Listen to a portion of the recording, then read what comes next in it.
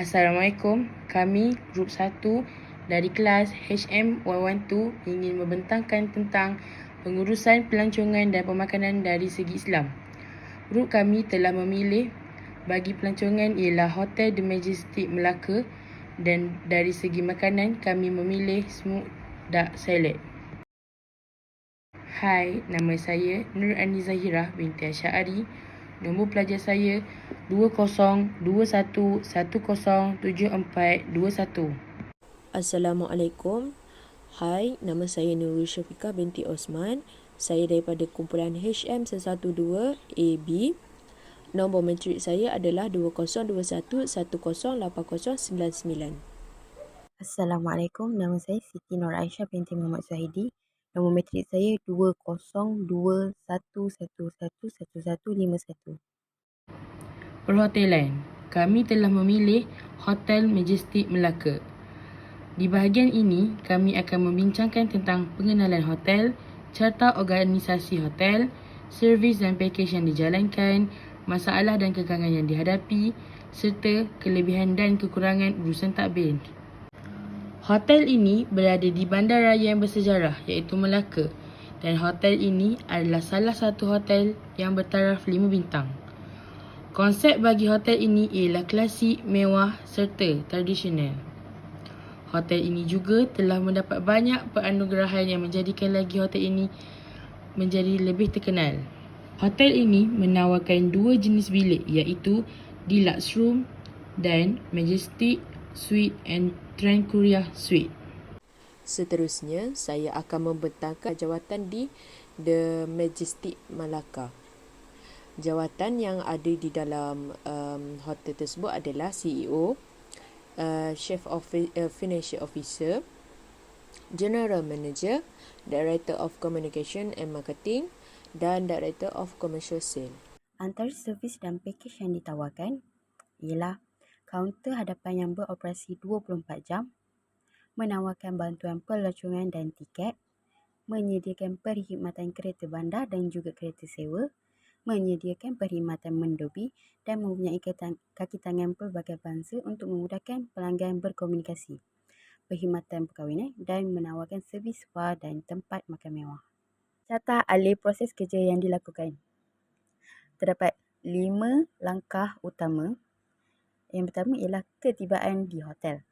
Yang kedua, proses pendaftaran masuk ke hotel, check-in. Perjalanan ke bilik hotel. Dan yang keempat, perkhidmatan bilik room service dan restoran. Dan yang terakhir ialah proses pendaftaran keluar dari hotel, check-out. Masalah dan kekangan yang dihadapi. Struktur binaan bangunan tidak menarik minat beberapa bakal pelanggan. Lambat mendapat bilik kerana kekurangan pekerja dan perlu menunggu lama.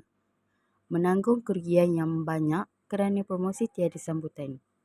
Kelebihan dan kekurangan urusan takbir Hotel Majestic Melaka.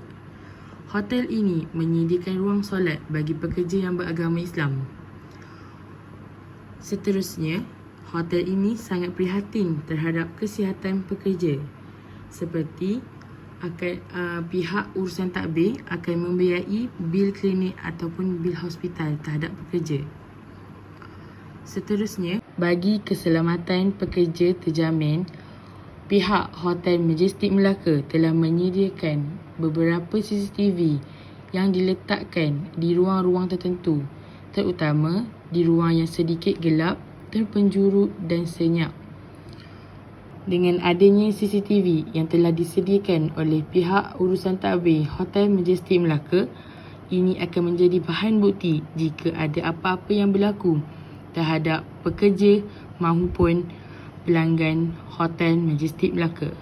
Pihak urusan takbir Hotel Majestic Melaka tidak lupa juga menyediakan fasiliti yang berbagai dan selesa kepada pengunjung yang menetap di Hotel Majestic Melaka seperti kolam renang dan gym.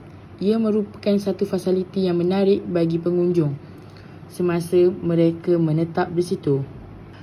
Bagi kekurangan pula, pihak urusan takbir Hotel Majestic Melaka mempunyai satu isu yang berkaitan dengan isu minuman keras. Bagi bahagian pemakanan pula, kami telah memilih Smoked Duck Salad. Di bahagian ini, kami akan membincangkan tentang pengenalan kajian keseluruhan, pengenalan menu, huraian dari sudut saintifik dan perspektif Islam, kelebihan dan manfaat menu, masalah dan kekangan, serta inovasi pada menu itu.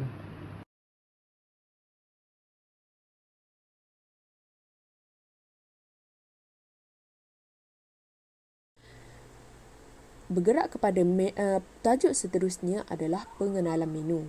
Seperti yang telah saya nyatakan sebentar tadi, kumpulan kami telah memilih menu yang bernama Salad Itik Salai dalam kajian ini. Salad itik salai telah berasal daripada negara China yang mana itik sangat popular dibandingkan dengan ayam. Salad itik salai ini adalah makanan yang berkhasiat. Hal ini kerana daging itik kaya dengan protein walaupun ramai yang menolak daging itik dengan alasan terlalu banyak kalori yang dikeluarkan ketika dimasak. Oleh itu, betapa pentingnya ilmu pengetahuan dalam masakan dan dalam masa yang sama kita dapat menikmati makanan yang kita inginkan dengan sihat tanpa merasa risau. Tambahan pula, sajian ini berasal daripada bahan semula jadi yang tiada tambahan perasa, pewarna dan sebagainya. Hal ini kerana dalam masa yang sama, makanan sunnah juga turut dijadikan bahan untuk membuat sajian ini, iaitu minyak zaitun. Ini menunjukkan sajian ini sangat mengambil berat tentang kesihatan dan bagi kita sebagai umat Islam adalah tidak dinafikan khasiat minyak zaitun sehingga menjadi sunnah baginda Rasulullah SAW. Masuk kepada tajuk seterusnya adalah pemakanan. Tajuk pertama adalah pengenalan kajian keseluruhan. Kajian keseluruhan tentang menu yang kami pilih iaitu Salad itik salai telah dijalankan bagi memastikan makanan tersebut adalah halal dan mengikut syariat Islam. Hal ini kerana pengambilan makanan yang halal adalah bagus untuk kesihatan mengikut kajian saintifik dan maupun Islami. Seterusnya, makanan yang selamat amat penting untuk keperluan jasmani malahan memberi impak kepada kesihatan rohani dan spiritual. Secara umumnya, makanan halal bukan juga menepati ciri-ciri daripada sumber yang halal mengikut ketetapan pemakanan dalam Islam, tetapi juga perlu memenuhi tuntutan piawai keselamatan dan kebersihan tinggi.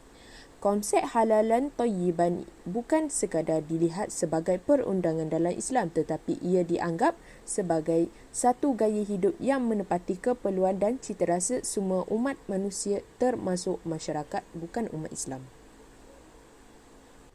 Seterusnya adalah pemakanan yang mengikut sunnah Nabi Muhammad SAW. Pemakanan yang mengikut sunnah Nabi Muhammad SAW juga mempunyai banyak kelebihan tersendiri kerana sebagai contohnya kita ambil madu yang menawarkan manfaat kepada kesihatan kita yang memang terbukti secara klinikal. Tambahan pula, jika dikaji dengan teliti, pengambilan madu bukan sahaja diajar oleh Nabi Muhammad SAW, malah telah tertulis di dalam Al-Quran tentang pengambilan madu. Secara klinikalnya, madu juga boleh berfungsi sebagai prebiotik yang baik untuk penghadaman dan pengganti enzim semasa tidur. Madu juga boleh mengubah sifat air menjadi berakali yang baik untuk penghadaman. Dan akhir sekali, kajian yang telah dijalankan kepada menu ini adalah dapat menjaga tubuh badan kita untuk kekal sihat. Kita pergi kepada tajuk seterusnya iaitu huraian dari sudut saintifik dan perspektif Islam berdasarkan menu ini. Dari sudut saintifik, secara saintifiknya daging itik adalah satu daging yang berada di seluruh negara. Oleh itu, masakan yang berasaskan daging itik sangat tidak asing di seluruh negara. Walaupun begitu, daging itik adalah produk yang menakjubkan dalam rasa dan komposisi biokimia. Pelbagai cara memasak itik membolehkan kita memilih kaedah penggunaan diisi dengan buah, goreng, asap, dibakar dan sebagainya. Daging itik mempunyai banyak khasiat dan keburukan sekiranya dimakan oleh orang-orang tertentu dan secara berlebihan. Salah satu khasiat daging itik adalah kerana di dalam daging itik terdapat vitamin B dan P yang kaya dan nutrien, mangga, kalium dan unsur-unsur yang diperlukan untuk mengekalkan kesihatan. Selain itu, asid folik dan riboflavin juga terdapat di dalam daging itik. Dua unsur ini dapat membantu memberi kekuatan dan tenaga kepada individu yang mengambil sajian ini. Dari perspektif Islam pula, itik bukanlah makanan sunnah. Walaupun begitu, cara penyembelihannya juga sangat dititik beratkan kerana dengan menyembelih haiwan mengikut ajaran Islam sangat lemah lembut dan mengasihi haiwan yang disembelih. Hal ini sangat memberi impak kepada kita sebagai umat Islam untuk memakan haiwan yang disembelih kerana sekiranya haiwan yang tidak disembelih mengikut ajaran Islam adalah haram untuk kita umat Islam memakan dagingnya. Tajuk seterusnya adalah kelebihan dan manfaat menu masakan. Pertama, dimasak dengan kaedah penyalaian. Kaedah penyalaian sangat mempunyai manfaat yang banyak. Salah satu kelebihannya ialah membekal nutrien dalam makanan. Dengan mengekalkan kaedah penyalaian secara semula jadi, nutrien dalam makanan tidak hilang. Seterusnya, daging sebagai penyeimbang makanan. Hal ini kerana daging adalah penyumbang tenaga terbesar dalam piramid makanan kerana daging dikategorikan dalam kumpulan protein.